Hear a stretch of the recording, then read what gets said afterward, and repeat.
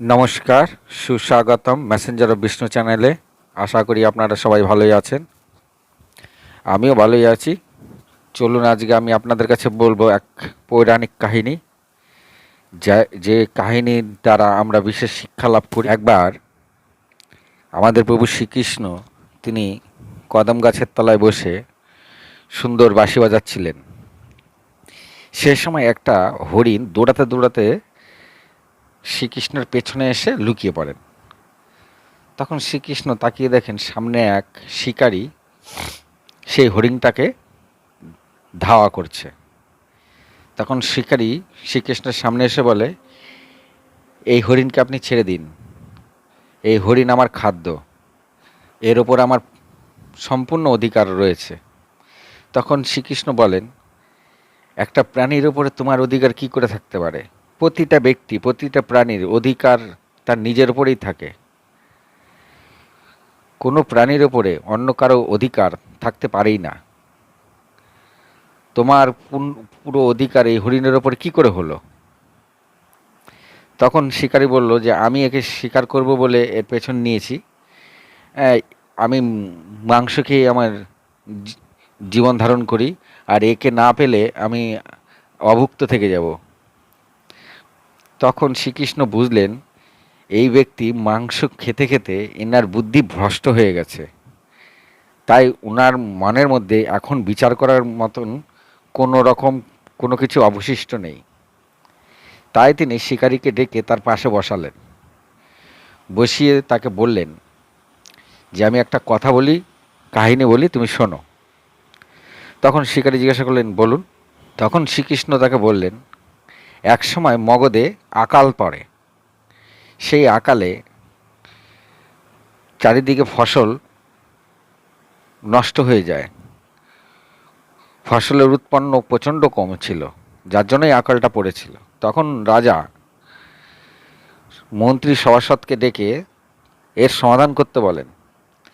তিনি তখন মন্ত্রীকে বলেন, 7 দিনের মধ্যে আমার এই সমাধান চাই। তখন মন্ত্রী চিন্তা করলেন কি করে সমাধান করা যায়। তখন মন্ত্রী রাজ্যের বড় বড় যারা সামন্ত আছে তাদেরকে ডাকলেন, ডেকে তাদেরকে সঙ্গে প্রস্তাব রাখলেন। তাদের মধ্যে এক সামন্ত বলল, সবচেয়ে সস্তা এবং পুষ্টিকর খাদ্য হলো মাংস, কারণ ফসল ফলাতে সময় পরিশ্রম সবই লাগে, সময় লাগে, পরিশ্রম লাগে, তবে ফসল ফলে। কিন্তু মাংস পেতে গেলে পরে এত সময় এত পরিশ্রম লাগে না, মাংস খুব সহজেই পাওয়া যায়। এতে সমস্ত সামন্তরা এবং সবাই যারা যারা ছিল সবাই সমর্থন করলো, খালি মন্ত্রী নিজেই সমর্থন করলো না। মন্ত্রী চিন্তা করলো তা কী করে হয়, মাংস পেতে গেলে তো প্রাণী হত্যা করতে হবে, আর প্রাণ এতই সস্তা। ঠিক আছে, তা যেই ব্যক্তি এই প্রস্তাব তুলেছিল তিনি কি করলেন, সন্ধ্যাবেলা সেই ব্যক্তির বাড়িতে দৌড়াতে দৌড়াতে গেলেন, গিয়ে বললেন রাজার হঠাৎ অসুখ করেছে, তা যে ব্যক্তি সবচেয়ে শক্তিশালী তার বুকের থেকে 100 গ্রাম মাংস লাগবে। তা আপনি তো অনেক শক্তিশালী, তা আপনার বুকের থেকে আমাকে 100 গ্রাম মাংস দিন। তখন সেই সামন্ত বলে, না আমি মাংস কি করে দেব, মাংস দিতে গেলে তো আমি বাঁচবই না। তখন বলল, আপনি যদি মাংস না দেন তাহলে তো রাজা বাঁচবে না, আর রাজার বদ্যি বলেছে যে শক্তিশালী তার মাংস চাই, আর আমাদের রাজ্যে আপনি সবচেয়ে শক্তিশালী, আপনাকে অনেকগুলি গ্রাম দেওয়া হবে, অনেক গরু দেওয়া হবে, অনেক ধনরত্ন দেওয়া হবে, আপনি খালি আপনার বুকের থেকে 100 গ্রাম মাংস দিয়ে দিন। তখন সামন্ত চিন্তা করলো, আমি মাংস দিলে আমি নিজেই বাঁচব না, তাহলে আমি গ্রাম ধনরত্ন নিয়ে কি করব। তখন মন্ত্রী তাকে বললে, ঠিক আছে তুমি আমার মন্ত্রী পদটাও নিয়ে নিও, তোমার মাংসটা দাও। তা সামন্ত চিন্তা করলো, বাঁচবই না যখন, আর মন্ত্রিত্ব দিয়ে আমার কি হবে। সামন্ত কী করলো, ঘরের থেকে 1 লক্ষ স্বর্ণমুদ্রা এনে মন্ত্রীর হাতে দিয়ে দিয়ে বলল, রাজ্যে আরও অনেক শক্তিশালী ব্যক্তি আছে, আপনি তাদের কাছে যান, গিয়ে এই টাকাটা দিয়ে তাদের মাংস কিনে নিন। তা মন্ত্রী বলল, ঠিক আছে, দেখি। মন্ত্রী তার কাছ থেকে 1 লক্ষ স্বর্ণমুদ্রা নিয়ে নিলেন।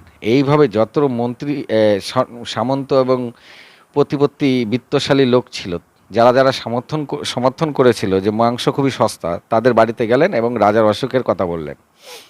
তারা কেউই মাংস দিতে রাজি হলো না। সবাই 1 লক্ষ করে স্বর্ণমুদ্রা তার হাতে দিয়ে দিলেন। এইভাবে কয়েক কোটি স্বর্ণমুদ্রা মন্ত্রীর জমা হয়ে গেল। আর রাজা 7 দিন টাইম দিয়েছিল, তা 7 দিনও হয়ে গেছে। তখন সমস্ত সামন্তদের তিনি মন্ত্রী ডাকলেন রাজসভায়। যারা যারা